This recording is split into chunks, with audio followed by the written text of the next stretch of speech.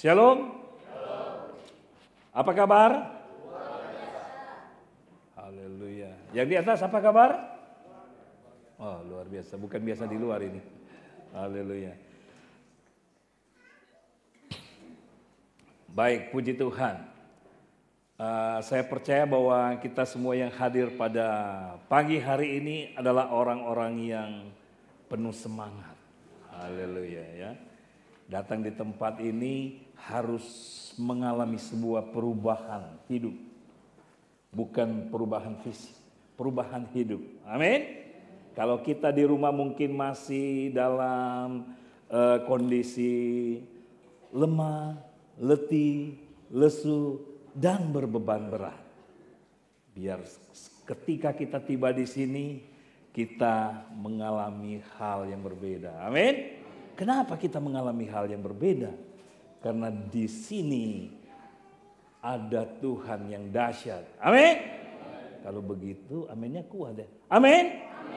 Nah terus di rumah ada Tuhan nggak? Kok di sini ya luar biasa? Di sini kita mengalami hal yang luar biasa. Amin. Di rumah gimana? Aman. Oh iya. Jangan Bapak Ibu Saudara kalau ditanya, "Woi, Allah kita luar biasa." Amin. Iya luar biasanya kalau di gereja. Tapi kalau di rumah mah aman gitu ya. Aman. Jadi dilihat dulu sekelilingnya. Kalau nggak ada pasangannya, nggak ada anak-anak atau oh aman gitu ya. Karena kalau ada yang lain wah itu merasa tidak aman. Tapi saya yakin dan percaya di mana saja kita pergi dan berada, kita harus mengalami hal yang dahsyat, hal yang luar biasa. Karena kita hidup bersama dengan Tuhan. Amin. Ya, kita hidup bersama dengan Tuhan. Kenapa saya katakan kita hidup bersama dengan Tuhan? Ini kita udah dari awal tahun ya, kita berbicara tentang kerajaan Allah ya. Kita berbicara tentang bagaimana kita hidup di dalam kerajaan Allah. Saudara, percaya bahwa Bapak Ibu Saudara hidup dalam kerajaan Allah? Mau hidup dalam kerajaan Allah? Sudah hidup dalam kerajaan Allah? Haleluya. Yang amin yang pertama. Sudah hidup dalam kerajaan Allah? Amin. Mau hidup dalam kerajaan Allah? Nanti katanya. Nah Bapak Ibu Saudara, kita berbicara tentang kerajaan Allah. Ya, saya tidak akan berpanjang-panjang tentang berbicara tentang hidup di dalam kerajaan Allah. Karena memang itu sudah menjadi sebuah rencana Tuhan. Di mana kita harus hidup di dalam kerajaan Allah ya. Karena kalau kita berbicara dalam kerajaan Allah itu tidak terlepas dari sebuah kepemimpinan ya, sebuah kepemimpinan di mana Allah yang memerintah ya, dan kita sebagai warganya yang hidup di dalam kerajaannya ini ya kita itu harus menuruti raja kita. Siapa raja kita Bapak Ibu Saudara? Haleluya. Yesus itu adalah raja kita. Haleluya. Nah Bapak Ibu Saudara, kita berbicara tentang kerajaan Allah. Kalau kita berbicara tentang kerajaan Allah, kalau di sini dikatakan kalau baca renungan firman Tuhan pagi hari ini Bapak Ibu Saudara, kurang lebih seperti itu, bahwa kalau kita berbicara kerajaan Allah, ini merupakan tema sentral dalam Alkitab. Kenapa dimaksudkan tema sentral dalam Alkitab? Karena kalau kita berbicara mulai dari kitab Kejadian sampai kitab Wahyu, itu semuanya itu kita harus pandang dalam satu sudut pandang yang sama Bapak Ibu Saudara, di mana semua itu akan bermuara atau itu akan menuju satu titik atau sentralnya itu pembicaraan itu tentang kerajaan Allah. Kenapa? Ini berbicara tentang sebuah pemulihan kerajaan Allah yang sudah gagal pada waktu yang lalu ya, di mana ketika manusia diciptakan kita sudah mendengar hal itu. Tapi ketika Tuhan datang ke dalam dunia ini, dia ingin membangun kembali kerajaannya ya, kerajaan Allah, dan tentu melalui manusia. Nah, manusia di dalamnya, yang dimaksud dengan manusia di dalamnya adalah kita semua. Amin. Maksudnya termasuk kita di dalamnya. Jadi Bapak Ibu Saudara, kalau kita berbicara masalah kerajaan Allah ya, itu mencakup atau itu berbicara tentang sebuah pemerintahan ya. Sebuah pemerintahan berarti ada seorang pemimpin ya, dan berbicara tentang otoritas dan nilai-nilai. Jadi berbicara tentang otoritas, tentang kekuasaan ya. Manusia diciptakan diberi kuasa, betul? Untuk membangun kerajaan Allah. Tapi gagal waktu lalu ya, kita sudah belajar itu. Tapi ketika Yesus datang ke dalam dunia ini kembali untuk membangun kerajaannya, maka dikatakan di dalam firman Tuhan, maka kita ini diberi kuasa. Amin. Saudara percaya punya kuasa? Kita punya kuasa. Karena apa? Saya punya kuasa karena saya memang ya punya kekuatan, kemampuan yang luar biasa lah. Tapi kuasa yang ada di dalam diri kita adalah pemberian Tuhan. Amin. Kita tidak berusaha untuk mendapatkan kuasa itu dengan kekuatan kita. Tapi kuasa itu diberikan oleh Tuhan kepada kita. Amin. Makanya dikatakan setiap orang yang menerima dia diberikan kuasa. Kuasa itu tentu kita gunakan di dalam menjalani kehidupan kita. Dan tentu kita harus menghidupi nilai-nilai dalam kerajaan. Ya. Nah Bapak Ibu Saudara, pemerintahan dan otoritas dalam kerajaan Allah itu memang merujuk pada cara Tuhan memerintah atas ciptaannya, khususnya melalui manusia sebagai wakilnya di bumi. Atau kita lebih sering mungkin kita mendengarkan kita ini adalah duta kerajaan. Betul? Ya.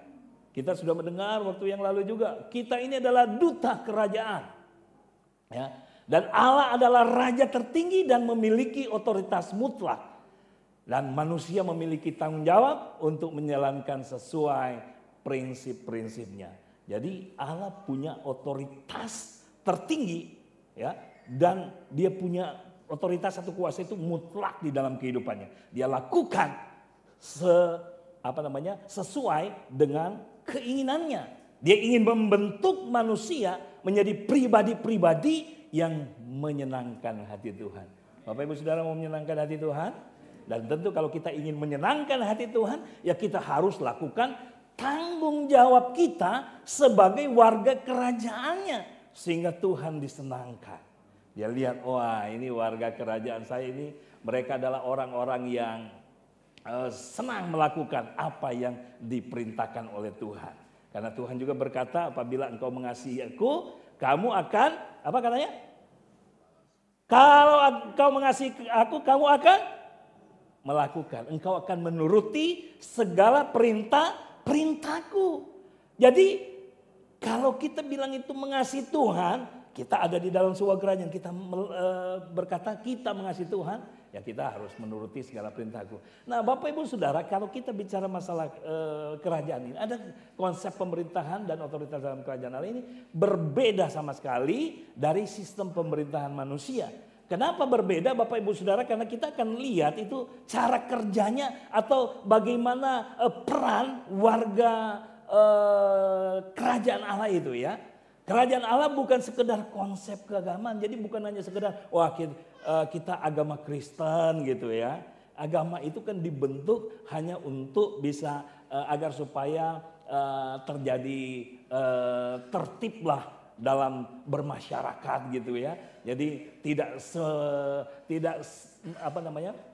melakukan semena-mena semaunya diri sendiri, tapi ada aturan-aturan yang dilakukan ya. Jadi pemerintahan surga ini memiliki hukum, prinsip, dan struktur. Jadi kita akan melihat itu tentang kerajaan Allah. Ada aturan-aturan juga yang harus dituruti. Nah Matius 6 ayat 10 dikatakan, datanglah kerajaanmu, jadilah kehendakmu di bumi seperti di surga. Nah ini ya, Yesus menyampaikan pesan ini kepada siapa? Kepada murid. Dia mengajarkan, ingat doa Bapa kami kan? Ya. Doa Bapa kami yang terdapat dalam kitab Matius 6 ayat 9 dan selanjutnya. Datanglah kerajaanmu Bapa kami di surga. Ya. Jadilah kehendakmu seperti di bumi, seperti di surga. Nah jadi maksudnya jadilah kehendakmu di bumi seperti di surga, ya. Di bumi seperti di. Jadi maunya apa yang terjadi di bumi ini harus sama seperti di surga. Ini ada.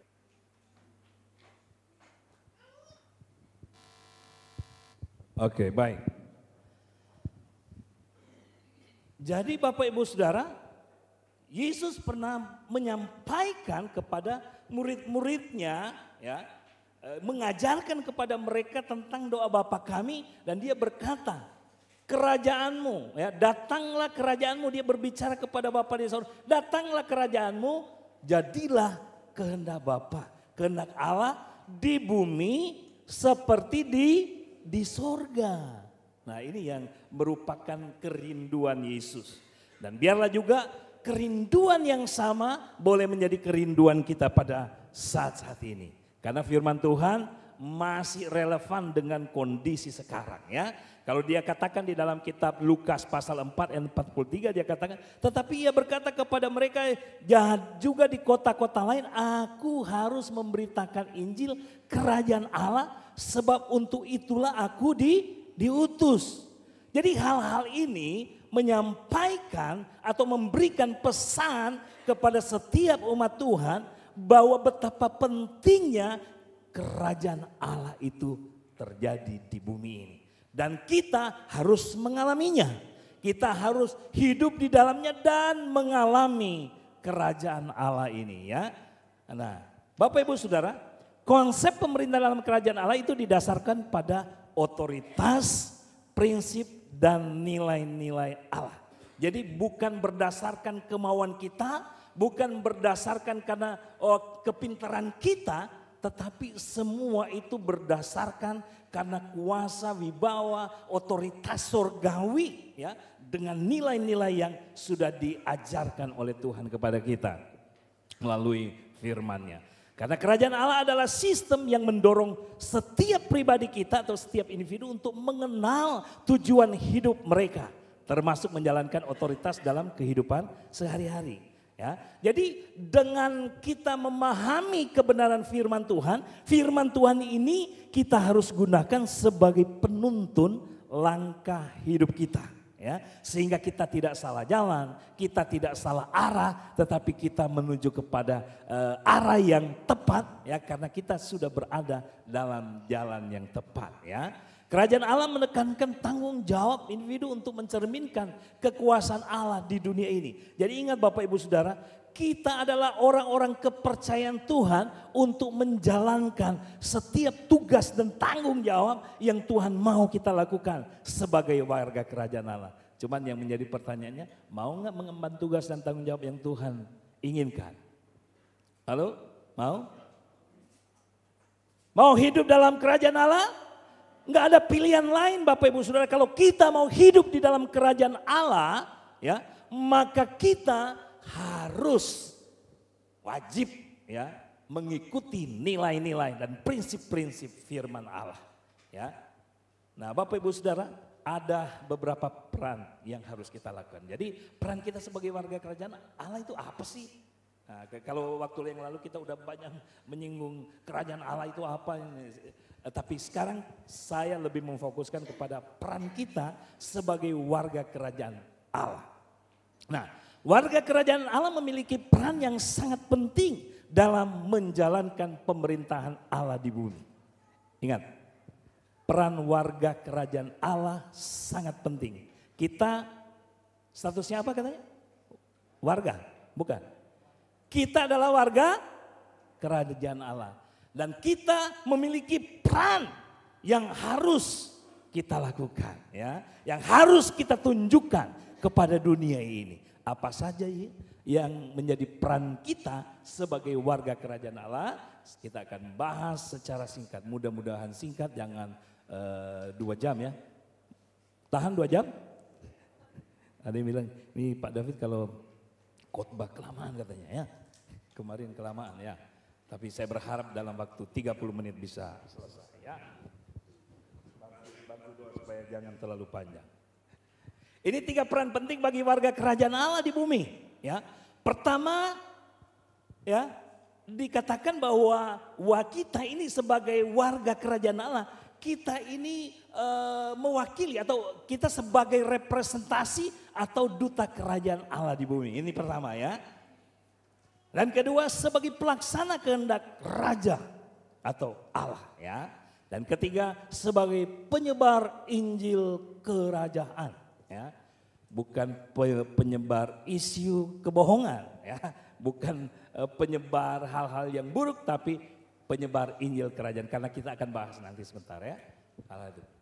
Nah Bapak Ibu Saudara, kita harus memahami peran kita sebagai warga kerajaan Allah. Nah di sini dikatakan bahwa kita ini jemaat Tuhan GPKD IJRB, kita juga memiliki sebutan sebagai warga apa? Warga kerajaan Allah. Seneng nggak sih kalau jadi warga kerajaan sorga? Lebih seneng warga Indonesia ya. Kalau Indonesia, warga di sini kan enak ya. Bisa anak-anak ya, bisa makan gratis dari pemerintah gitu ya. Seneng. Terus ada ibu-ibu hamil juga ya, dikasih jaminan. Yang tidak mampu ya, ada yang penerima PKH di sini. Semua diberkati Tuhan. Amin. Nah, Bapak Ibu Saudara, itu kita di dunia ini aja kita mengalami hal-hal yang indah dari ini ya, banyak yang diberikan oleh pemerintah ya untuk kita bisa nikmati ya. Tapi ingat, kita warga kerajaan Allah ya. Kita mendapatkan jaminan hidup. Tuhan menjamin kehidupan kita. Yang percaya katakan amin. Jaminan hidup, tapi kok masih susah, masih kere. Nah Bapak Ibu Saudara, kita bicara tentang representasi atau mewakili ya kerajaan Allah di muka bumi ini. Artinya Bapak Ibu Saudara, kehadiran kita di muka bumi ini itu harus mencerminkan, menggambarkan tentang kehidupan dalam kerajaan Allah. Di mana kehidupan kerajaan Allah itu di dalamnya harus ada keadilan, harus ada kejujuran, ya kan? Semua nilai-nilai kebaikan ada di dalamnya. Kasih, ya, sukacita, betul? Kalau kita sebagai warga kerajaan Allah, hari-hari wajahnya murung gitu ya. Penuh dengan beban berat. Hari-hari nyanyinya tertindih dengan beban berat. Bukannya, ku bebas atau ku menang. Ini dia nggak pernah menang, kalah melulu ya. Tapi Bapak Ibu Saudara, kita harus menunjukkan bahwa kita adalah warga kerajaan Allah, di mana nilai-nilai kerajaan Allah itu harus terekspos harus terlihat di dalam kehidupan kita. Nilai-nilai kerajaan Allah. Jangan kita, ya saya percaya Yesus sebagai Tuhan dan Juru Selamat dan saya sudah menjadi anak Allah dan saya hidup di dalam kerajaan Allah. Ya, tetapi hidup kita ini berantakan, amburadul gitu kan. Ya kita itu harus mencerminkan kehidupan yang sudah mengalami pembaharuan. Yesus datang ke dalam dunia ini untuk memulihkan manusia yang berdosa. Saudara mau? Sudah dipulihkan? Nah kita harus mengalaminya. Nah Bapak Ibu Saudara, dikatakan dalam 2 Korintus 5:20 dikatakan, jadi kami ini adalah utusan-utusan Kristus, seakan-akan Allah menasihati kamu dengan perantaraan kami. Dalam nama Kristus kami meminta kepadamu, berilah dirimu didamaikan dengan Allah. Jadi Bapak Ibu Saudara, kehadiran kita sebagai warga kerajaan Allah itu ada tujuan ya, di mana kita harus bisa datang untuk membawa sebuah pesan, membawa sebuah berita tentang kebaikan-kebaikan Tuhan yang harus nyata di dalam kehidupan kita. Karena di sini dikatakan kita ini mewakili nilai-nilai, prinsip dan budaya kerajaan di tengah dunia. Ya. Mewakili nilai-nilai, prinsip dan budaya kerajaan di tengah dunia. Kalau seorang duta duta besar, gitu ya. Seorang duta besar dari apa namanya, atau utusan-utusan dari negara lain datang ke Indonesia. Ya, tentu dia datang dan dia menyampaikan dan dia menunjukkan tentang nilai-nilai dari negaranya. Dan dia pingin agar supaya nilai-nilai yang ada di dalam negara mereka itu bisa disampaikan dan orang bisa mengikutinya. Nah saudara, ini ada sebuah cerita. Ada sebuah cerita, ada sekelompok orang, ya, apa namanya, kalau di sini anggota dewan ya,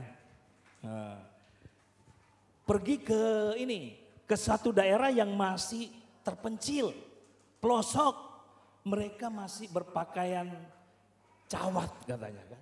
Wah, terus mereka berpikir nih, mereka kan di suatu negara yang modern, pakai pokoknya kalau ke kantor mereka pakai jas dan dasi. Kemudian mereka pergi ke satu daerah terpencil, ya, dan mereka bicara bersama. Ayo kita pergi ke sana, yuk kita datang untuk mengunjungi mereka. Mereka mau melakukan sebuah pembelajaran lah ya. Tapi Bapak Ibu Saudara, mereka datang, seharusnya mereka itu datang juga itu membawa nilai-nilai budaya-budaya yang mereka miliki kan. Tapi akhirnya mereka datang karena mereka masih menggunakan cawat. Gimana kalau kita pergi ke tempat itu dengan menggunakan cawat katanya kan. Akhirnya mereka pergi ke daerah itu mereka menggunakan cawat. Tapi alangkah kagetnya Bapak Ibu Saudara, ketika mereka tiba di tempat yang terpencil itu, mereka semua udah pakai pakaian cawat sesuai dengan pakaian mereka. Nggak taunya mereka disambut oleh penduduk itu dengan pakaian yang rapi, mereka pakaian jas. Akhirnya mereka terbalik gitu. Mereka kaget semua kan, hah? Waduh katanya kan. Jadi seharusnya mereka datang membawa sebuah pembelajaran kepada mereka kan. Tidak membawa mereka mengikuti mereka akhirnya mereka berubah tapi merekanya yang memiliki hal yang tidak berubah. Jadi kita itu harus mewakili nilai-nilai kerajaan Allah. Makanya sebelum kita mengubah kehidupan orang lain, maka hidup kita itu harus mengalami perubahan dulu. Makanya nilai-nilai itu harus nampak di dalam kehidupan kita, ya. Dan nilai-nilai itu harus menjadi gaya hidup di dalam kehidupan kita supaya kita bisa melihat hal-hal yang luar biasa di dalam kehidupan kita, ya. Walaupun ada orang yang membenci kita, firman Tuhan mengatakan apa? Benci, balaslah kejahatan dengan kebaikan. Bukan balas kejahatan dengan kejahatan. Waktu 2 hari yang lalu saya ke Cengkareng, saya bawa mobil kan, tiba-tiba ada mobil keluar dari gang, dia seruduk mobil saya. Oh akhirnya orang lain bilang, waduh itu lepas. Saya pikir apa lepasnya, memang saya lihat apa lepasnya. Terus kemudian yang mobil itu dia bilang minggir kan. Akhirnya saya minggir. Setelah saya minggir dia juga mundur gitu kan. Saya pikir apa yang dia tabrak. Itu bemper belakang saya itu agak terbuka. Ya, agak terbuka terus dia turun. Dia bilang sambil tertawa ya. Waduh maaf Pak. Dia kasih tangan. Nah terus dalam hati saya, mereka udah ngomong itu orang-orang di situ yang motor-motor, waduh itu lecet itu terbuka itu udah. Wah. Terus saya lihat, waduh gimana ini, dia udah minta maaf karena dia yang salah kan, dia udah minta maaf. Saya pikir, waduh gimana, mau marah gimana, tapi gimana ya, akhirnya wah jadi gimana ini, saya bilang gimana ini, akhirnya saya bilang gimana, akhirnya dia ketok gitu, akhirnya balik lagi gitu kan, gimana? Oh ya udah, ya saya bilang nanti lain kali hati-hati ya, sambil ketawa. Mau marah, saya ingat, aduh kalau saya marah gimana? Bukan karena saya pendeta gitu kan, tapi nilai-nilai ini gimana gitu kan? Tapi bukan berarti kalau ditabrak nggak masalah gitu kan? Kalau dia bertanya, sebenarnya dia bilang, jadi gimana ya? Saya harus ganti gimana? Ya udah benar kan, dan nggak ada lecet juga sebenarnya karena agak plastik gitu ya. Jadi Bapak Ibu Saudara, nilai-nilai itu harus ada di dalam kehidupan kita. Jangan mereka sudah tersenyum, kita masih tetap galak gitu ya. Padahal tidak terjadi sesuatu yang menyulitkan. Jadi di dalam kehidupan kita harus tunjukkan bahwa kita adalah pribadi-pribadi dari kerajaan Allah yang memiliki kasih. Karena firman Tuhan mengajarkan, kasihilah Tuhan Allahmu dengan segenap hatimu. Nah, kasihilah sesama manusia seperti dirimu sendiri. Jadi kita harus menunjukkan kasih kita juga kepada Tuhan. Yang kedua Bapak Ibu Saudara. Nah, yang kedua, kita sebagai warga kerajaan Allah, kita sebagai pelaksana kehendak raja. Ya, Matius 6 ayat 10 dikatakan tadi udah dibaca juga, datang ke kerajaanmu, jadilah kehendakmu di bumi seperti di surga. Yesus berbicara ya, bahwa jadilah kehendakmu di bumi seperti di surga. Biar hal ini juga bisa menjadi sebuah gaya hidup kita, di mana kita ingin melihat kenyataan ini terjadi. Ya, saudara mau lihat kerajaan di bumi seperti di surga? Nah, warga kerajaan itu dipanggil untuk taat kepada hukum dan prinsip kerajaan Allah sebagaimana tertulis di dalam firman-Nya. Dan tentu sebagai warga kerajaan juga harus menjadi alat yang membawa kerajaan Allah ke setiap aspek kehidupan. Keluarga, bisnis, pemerintahan, pendidikan dan budaya. Makanya saya katakan tadi, kita ini ya sebagai pribadi karena Allah mau membangun kerajaannya melalui kehidupan kita. Biarlah di dalam kehidupan kita ini dapat nampak bahwa Allah yang kita sembah, yang kita percaya, yang kita kenal di dalam nama Yesus itu dia hadir di dalam kehidupan kita. Seperti Paulus berkata, adapun hidupku ini bukannya aku lagi, melainkan Kristus yang hidup di dalam aku. Dia berani berkata begitu ya. Adapun hidupku ini bukannya aku lagi, melainkan Kristus yang hidup di dalam aku. Di ayat yang lain juga dia pernah berkata, ikutilah teladanku.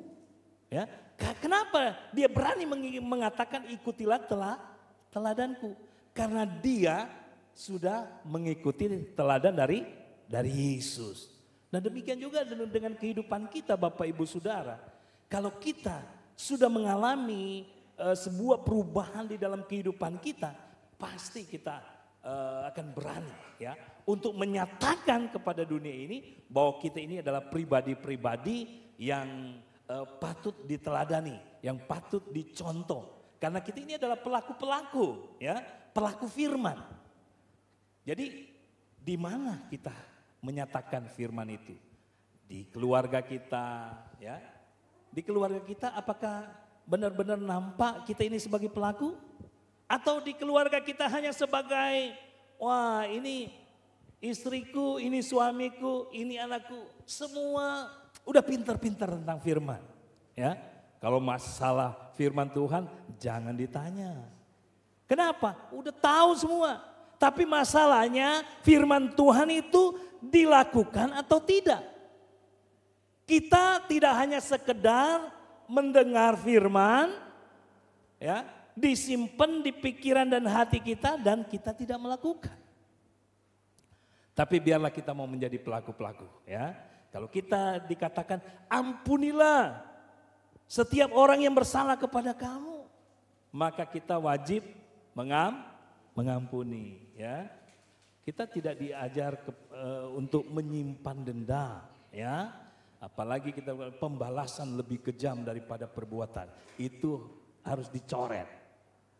Atau ada yang nanti aja, kamu lihat nanti. Pokoknya belum sekarang, nanti. Apalagi kalau lagi konflik ya antara pasangan. Nanti kamu lihat, pokoknya nanti. Waduh, dia udah merancang sesuatu yang enggak ada. Bukan ketika pasangannya dia berbuat salah, dia ingat, wah saya harus menjadi pelaku firman. Nilai-nilai kebenaran sudah diajarkan di gereja setiap minggu. Setiap hari dikirim renungan. Ya biarlah saya menghidupi kebenaran itu. Biarlah nilai-nilai itu ada di dalam kehidupan saya. Jangan sampai Bapak Ibu Saudara, ya ada Bapak Ibu Saudara, orang yang dipandang itu, firmannya luar biasa. Sampai ada yang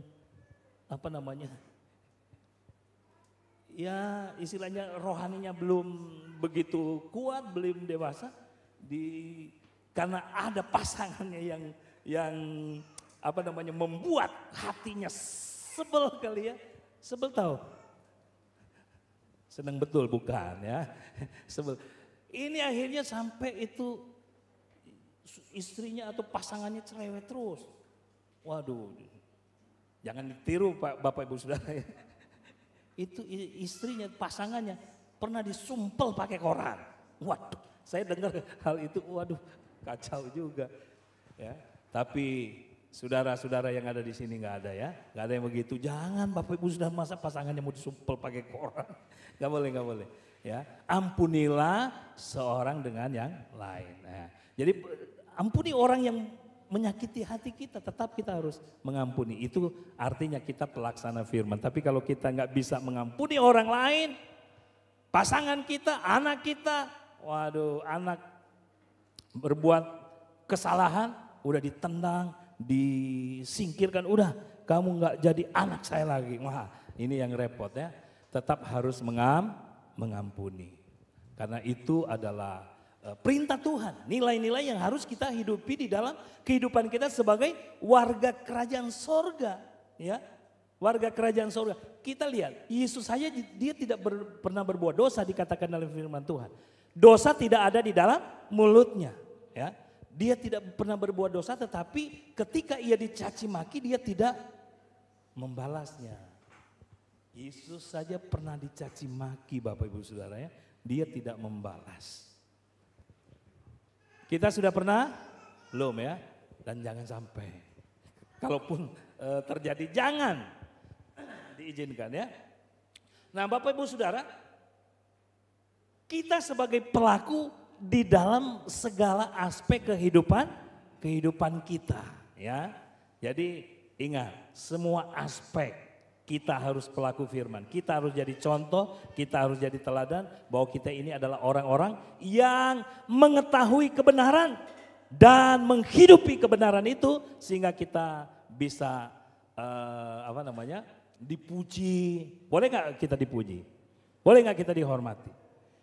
Seorang bapak yang bernama Yakub, ya, Om Yakub maksudnya ya, yang ada di dalam Alkitab.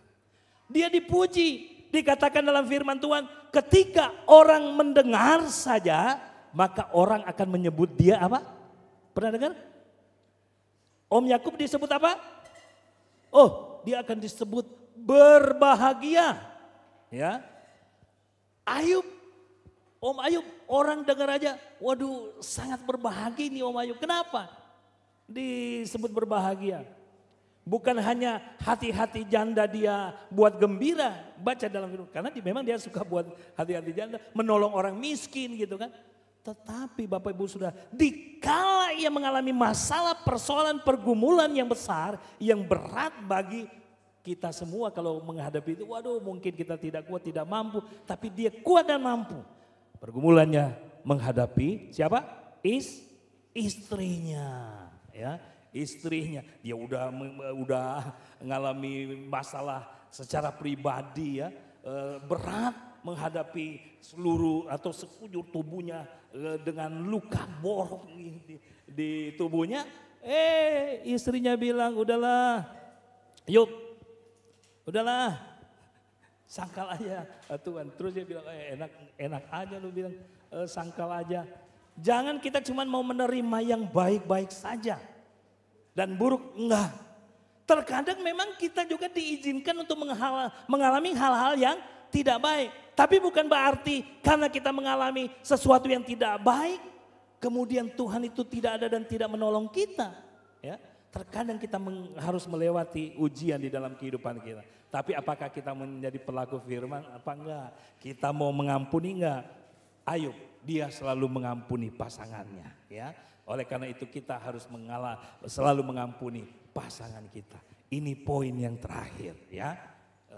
Poin yang terakhir kiranya secepatnya ya. Ini penyebar Injil kerajaan. ini kita sebagai warga kerajaan Allah, ya. Ingat Bapak Ibu Saudara, peran kita yang ketiga yang perlu kita ketahui bahwa kita adalah pribadi-pribadi yang menyandang predikat sebagai penyebar Injil kerajaan Allah. Apa predikat kita katanya? Peran kita penyebar Injil kerajaan Allah. Lebih banyak mana peran yang kita lakukan? Jadi penyebar Injil atau penyebar hoax katanya kan? Penyebar berita bohong. Berita yang menakutkan atau berita yang buruk. Ya. Kita tahu ya, Injil maksudnya apa? Artinya apa? Injil artinya kabar baik. Jadi kita sebagai warga kerajaan Allah, selayaknya kita harus menunjukkan peran kita di dunia ini sebagai penyebar kabar baik. Ya, bukan penyebar berita bohong, memfitnah orang, ya, melakukan hal-hal yang buruk. Tetapi kita harus menjadi pribadi-pribadi yang penyebar kabar baik tentang kerajaan. Tentu berita atau pesan, ya, berita baik yang kita sampaikan adalah berita yang terjadi di dalam kerajaan sorga. Bukan kita membawa berita yang lain yang kita terima dari tempat lain, entah hal-hal yang buruk terus kemudian kita sampaikan. Tapi kalau kita menyadari kita adalah pribadi-pribadi yang mewakili kerajaan sorga, maka berita yang kita sampaikan itu adalah kabar baik. Karena kita penyebar kabar baik. Amin. Jadi dikatakan Matius 4 ayat 17 kan, sejak waktu itulah Yesus memberitakan bertobatlah sebab kerajaan surga sudah dekat. Jadi Yesus datang ke dalam dunia ini kan membawa kabar baik, menyampaikan kabar baik, dan tentu juga bahwa dia ingin agar supaya setiap orang yang percaya kepadanya melanjutkan tugas dan tanggung jawab itu.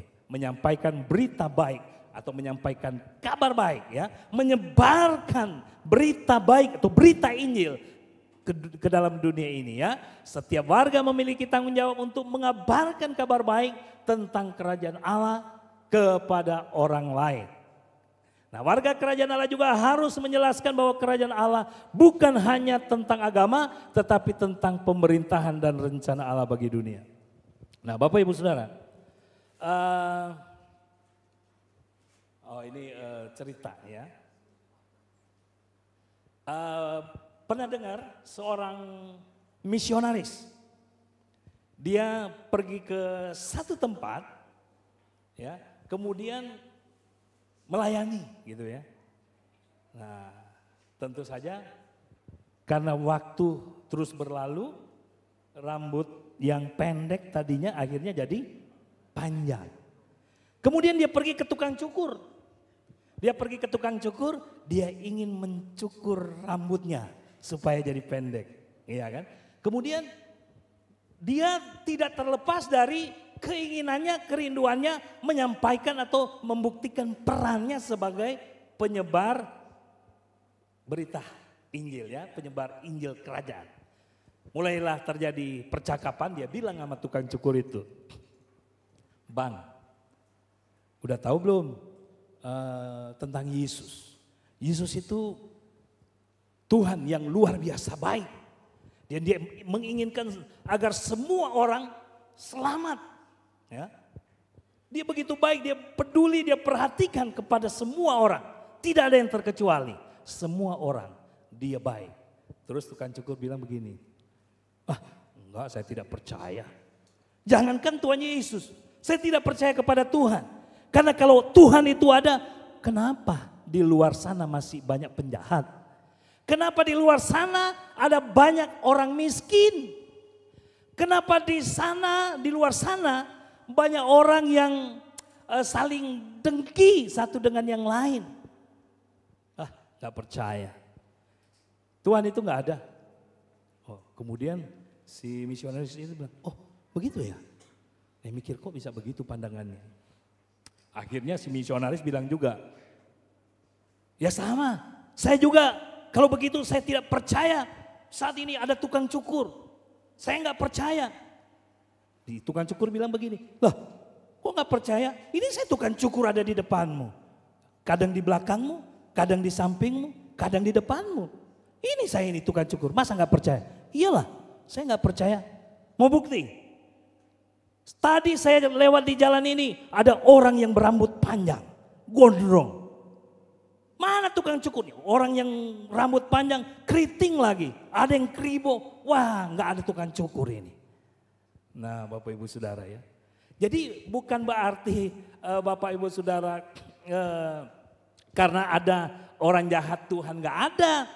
Bukan berarti karena masih ada kemiskinan terus Tuhan itu nggak ada. Tuhan itu ada bersama dengan kita. Amin. Cuman masalahnya begini. Ini kenapa masih ada gondrong-gondrong di luar sana nggak mau datang cukur? Ya. Bukan berarti tidak ada tukang cukur. Masalahnya mereka tidak mau datang kepada Anda sebagai tukang cukur. Demikian juga orang-orang miskin, orang-orang jahat. Kalau mereka datang kepada Tuhan, pasti mereka berubah. Pasti mereka diubahkan. Akhirnya dia baru mengerti. Oh iya ya. Oh berarti Tuhan itu ada. Saya siap. Saya terima Yesus itu. Luar biasa ya Tuhan Yesus ya. Akhirnya dia terima Yesus Bapak Ibu Saudara. Yang tukang cukur itu. Karena dia mendapatkan pemahaman yang baik. Nah setelah dia mendapatkan pemahaman yang baik. Dia terima Tuhan Yesus. Waduh dia luar biasa. Dia menjadi penyebar Injil Kerajaan Allah. Dia menjadi penyebar Injil Kerajaan Allah. Satu kali ini tukang cukur. Dia sedang mencukur. Dia ingin mau menjadi saksi Tuhan. Ya, dia pikir wah ini Yesus itu luar biasa. Yesus itu dahsyat. Kemudian datanglah seorang yang belum kenal Yesus. Datang mau cukur. Nah ini tukang cukur ini sudah percaya Yesus betul? Dia bilang, oh Yesus itu luar biasa. Terus sambil cukur, dia bilang, Pak, ini rambutnya gondrong kan, preman juga. Pak, kalau hari ini Bapak mati, kira-kira Bapak masuk surga enggak? Bapak Ibu Saudara, dia megang ini gunting dan pisau di sana. Bapak, kalau hari ini mati, yakin nggak masuk surga? Bapak Ibu Saudara nggak lama kemudian dia kabur, Bapak Ibu Saudara takut gitu. Nah, jadi Bapak Ibu Saudara harus juga penuh hikmat. Kita harus memiliki pemahaman, bukan hanya semangat-semangat saja, tapi perlu punya pemahaman di dalam kehidupan kita tentang Injil Kerajaan. Makanya warga Kerajaan Allah juga harus menjelaskan bahwa Kerajaan Allah bukan hanya tentang agama, tetapi tentang pemerintahan dan rencana Allah bagi dunia. Jadi kita tuh harus tunjukkan kepada mereka bahwa Tuhan itu baik. Dia sudah mengubah kita, ya. Maka dia sanggup mengubah kehidupan orang lain. Dan kita juga itu harus berhikmat tentu ya. Dan hikmat muncul ketika kebenaran Allah. Firman Tuhan itu ada di dalam kehidupan kita. Satu kali saya berjalan bersama rekan-rekan, ya. Waktu itu saya masih sekolah Alkitab di Bandung. Kami berkunjung ke satu daerah atau lokasi di mana lokasi itu tinggal para bencong. Tahu Bapak Ibu Saudara para bencong? Laki-laki yang menunjukkan peran mereka sebagai wanita. Nah Bapak Ibu Saudara, ini teman saya datang gitu sama kami kan, kami datang di tempat itu. Nah kemudian dia datang, yang satu memang nakal Bapak Ibu Saudara. Dia datang dan bukannya dia jadi saksi, dia elus-elus pahanya gitu. Terus kemudian dia bilang, Bang percaya Yesus nggak? Belum terjadi apa-apa gitu ya. Kemudian akhirnya dia bilang, kalau nggak percaya Yesus mati masuk neraka loh. Mati masuk neraka, nggak percaya Yesus masuk neraka. nggak lama kemudian dia langsung cari batu, terus dia ambil, dia mau lempar. Akhirnya kami kabur, lari terwirit-wirit kan. Jadi Bapak Ibu Saudara harus punya hikmat. Bukan hanya Tuhan itu punya kuasa, Tuhan akan membela. Tapi kalau kita nggak punya hikmat juga nggak boleh. Dan kita datang membawa itu menunjukkan kehidupan kita ini harus menunjukkan sebagai gambaran dari kehidupan yang memiliki nilai-nilai kerajaan Allah. Sehingga kita mempraktekkan prinsip-prinsip dalam kerajaan Allah. Jadi bukan kita yang menyesuaikan dengan, jadi misalnya kalau kita ketemu dengan pemabuk akhirnya ya udah satu sloki gitu ya. Mau nginjilin para pemabuk kita ikut-ikutan mereka. Bukan seperti itu ya. Kita harus menunjukkan bahwa kita sudah berubah. Ya, hadir di situ, tetapi kita menunjukkan bahwa dulu mungkin kita seperti itu, tapi sekarang kita sudah dirubah, enggak lagi melakukannya. Ya, jadi demikian juga di dalam hal tutur kata, biar tutur kata kita ini adalah tutur kata yang menyampaikan firman, karena dikatakan di dalam firman Tuhan bahwa mulut kita ini harusnya itu adalah perkataan-perkataan firman yang keluar dari mulut kita, ya, sehingga itu membawa berkat, membawa dampak bagi orang yang mendengarkan setiap tutur kata kita. Karena apa? Kita ini harus menjadi pembawa berita kesukaan, ya, kabar baik. Saudara mau melakukan peran kita sebagai warga kerajaan surga? Mari kita lakukan peran kita, ya. Nah ini Bapak Ibu Saudara, sebagai sebuah kesimpulan, Bapak Ibu Saudara, dari apa yang kita sampaikan tentang peran kita.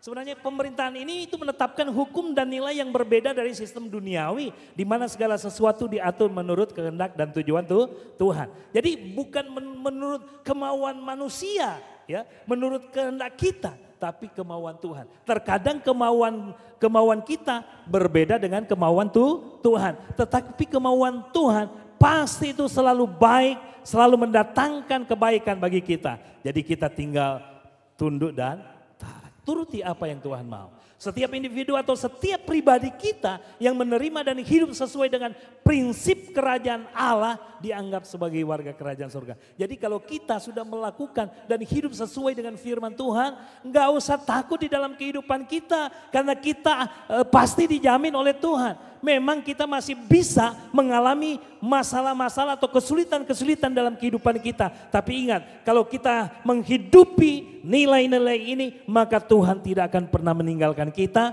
Dia pasti akan memberikan kekuatan, kemampuan kepada kita. Karena Tuhan tidak berjanji kita tidak akan mengalami masalah. Pasti selama kita di dalam dunia ini pasti kita mengalami masalah. Nggak ada orang yang tidak mengalami masalah. Tapi janji Tuhan di dalam kehidupan kita, Dia akan memberikan pertolongan di dalam kehidupan kita. Dia akan memberikan kita kekuatan, kemampuan di dalam kehidupan kita. Karena ada kasih karunia yang Tuhan sudah berikan kepada kita. Sehingga kita mampu melewati masa-masa yang harus kita hadapi, ya. Jadi setiap kita, ya, harus memahami potensi sebagai pemimpin dan agen perubahan, karena dalam kerajaan Allah setiap warga diberdayakan untuk menjalankan otoritas yang telah dianugerahkan oleh Tuhan. Di dalam kehidupan kita, kita tahu karena kita sudah banyak mempelajari. Di dalam kehidupan kita, kita memiliki otoritas, kita memiliki kuasa itu di dalam kehidupan kita.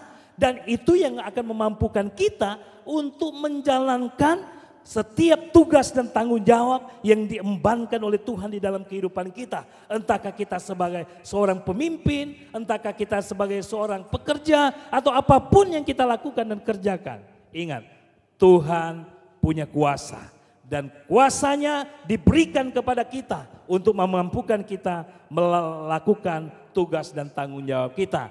Dan tentu Bapak Ibu Saudara, seorang pemimpin yang ideal, yang ideal bukanlah seorang yang memerintah secara otoriter, melainkan yang mengutamakan pelayanan, memberdayakan orang lain dan mencontohkan kasih dan keadilan Allah. Kita diingatkan, kita harus belajar kepada Yesus. Yesus adalah teladan kehidupan kita. Dia memerintah bukan secara otoriter, tapi dia memerintah dengan kerendahan hati karena dia datang sebagai pelayan. Dia datang untuk melayani kita semua. Kita juga harus melakukan tugas pelayanan kita dengan rendah hati, ya. Di sini juga dikatakan bahwa kerajaan Allah didirikan atas dasar nilai-nilai ilahi seperti kasih, kebenaran, dan keadilan. Oleh karena itu pemerintahan yang membawa damai, kesejahteraan, dan transformasi rohani. Ya, biarlah kita mengalami sebuah perubahan hidup di mana di dalam kehidupan kita ini dipenuhi dengan kebenaran, dipenuhi dengan keadilan, dipenuhi dengan kasih, sehingga damai sejahtera Allah memerintah di dalam kehidupan kita. Ya, umat Tuhan, tentu Tuhan sebagai warga dan kita umat, Dia sebagai pemimpin dan kita sebagai warga kerajaan Allah. Ya, dan kita mau datang kepadanya, kita mau datang merendahkan hati, minta hikmat daripada Tuhan untuk kita bisa mampu melaksanakan tugas dan tanggung jawab kita, peran kita sebagai warga kerajaan Allah. Saya yakin dan percaya Tuhan memberkati kita pagi hari ini. Mari kita bangkit berdiri semua.